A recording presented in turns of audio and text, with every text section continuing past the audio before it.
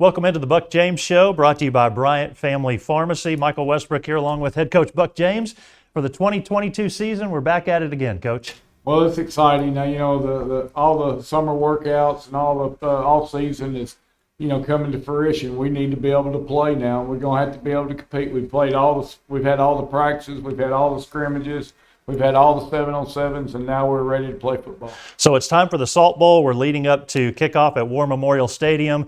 And let's begin there. Actually, let's go back a couple of days. As we mentioned last year, I was new here. I got my first taste of the festivities that take place in Saline County. And honestly, all across the state, people recognize this game as one of the biggest games of the year. So what's it been like leading up to the game?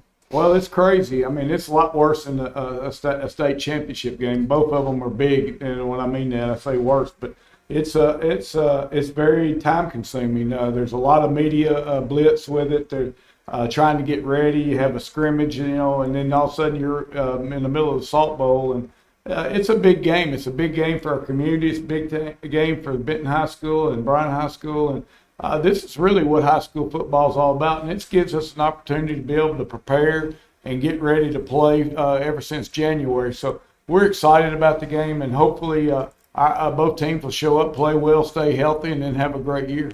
We'll talk about Benton here in just a second. Let's talk about your team. And last year it was all about the veteran offensive line that you had. A lot of those guys are gone now. So let's start by talking about up front. Maybe mention somebody that's a leader there for you, or what your expectations are for your offensive line. Well, we lost 4 of the 5 starters that we played in the state championship game, and that's huge. And we got some guys that are doing a great job that are filling in, and they're big, strong kids. They're hard workers. They're good guys. To be an offensive lineman, you've got to have a yeoman's type of mentality, and you've got to be a team guy first. And I think we have a group of guys that have been able to do that. Matthew Elder was one of the starters last year at center for us, and Lawson Hutchison has played a lot for us last year at tackle, and Tate Settle is a guy that played a little bit for us last year and played in some key moments playing at guard, and Com Taylor is the other guard, and I think our guys are ready for the challenge, and we just got to go and play some football. Now, you do have the veteran running backs coming back, or at least I call them veterans because of what they did last year, Chris Ganaway and James Martin. So how is that going with practice, them learning kind of a new offensive line, and are those guys ready to go? Well, they are. They've had a good summer. They've worked hard. Both of them are bigger and stronger than they were this time last year. They became a little bit of a leader for us, and I think that they're going to have big years. I think our tailback room is probably the best it's been in my coaching career. We could probably go 5 deep in the game. We've got some other guys that are really doing a great job. We've got a couple sophomores that have really shown a lot of abilities to be able to help us. We've got a senior transfer in Brandon Johnson that came in that should be able to help us. And I think that it's a strong room, and hopefully these guys will be patient and work together. Now, Coach, I'm always told I bury the lead. We should have probably started with the quarterback. That's who everybody usually focuses on, but I try to put that question in a little bit later. David Pawanetti and Jordan Walker, they've got to replace Carson Burnett, who had to replace Austin Ledbetter, and you just go down the list, and yet year after year, you've got a guy out there who can sling it, who can manage the game.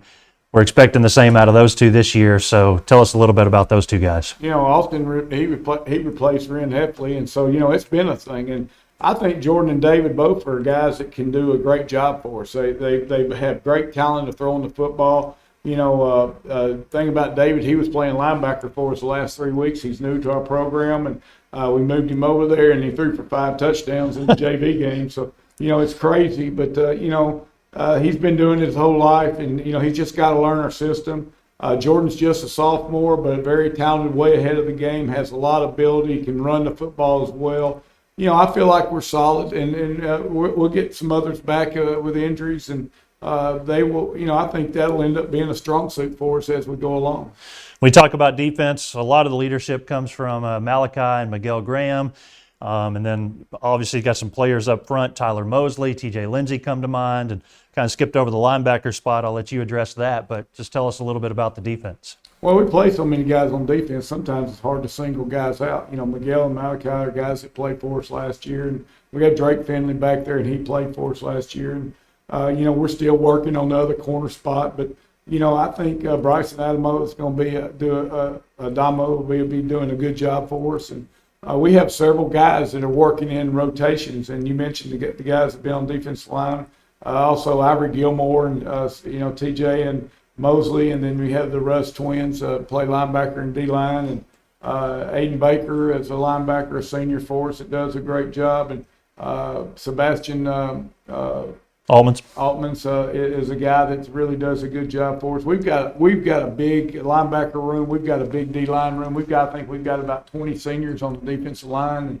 And, I feel good about our defense. Now, the thing they got to do is go play every day. They got to do what they can do and do it well as they can. And it's up to our defense coaches to get those guys in there when their strengths are to be needed. Remember last year, Coach, it was all new players on defense. It was all returners mainly on offense, a lot of returning players. Now this year, it's kind of the opposite of that. And one area we did not address, let's go back to offense for a second, a huge key returner. We had got to mention Mytorian Singleton, I think, in your wide receiver core. So let's talk about those guys. I think we're better at receiver than we were this time last year. And, Mytorian leads that group. He's a 1,000-yard receiver. He's a sophomore. I think it's a very talented group. We really have about 15 to 18 guys that we can put in the game on the receiver core. And that's a strong room. We're really strong at running back. We're really strong at defensive back. We're really strong at linebacker. And we're really strong at running back. And so those are some things that I think our kids can, we can build our team on. And that's what we're going to have to do. We're going to have to play a lot of kids. Offense probably struggles a little bit early because that's what happens at any level of football. And our defense will be on the field more, and they got to get the stops and keep giving our offense chances to score and keep the ball. Okay, Coach, anything we missed? Special teams, I guess. Stephen Fuller comes back at kicker. Yeah, we got Stephen Fuller back, and then Malachi is kicked for us and punted last year. And, we've got everything back that we need. We just need some guys to step up and play at a championship level, play team football, and play their very best every Friday night. All right, Coach. Well, thanks as always for coming in. We look forward to the visits this year. Hey, I appreciate you having me on the show. We got plenty more to come on the pregame show. The Salt Bowl is coming up in just a moment. It's Benton and Bryant from War Memorial Stadium.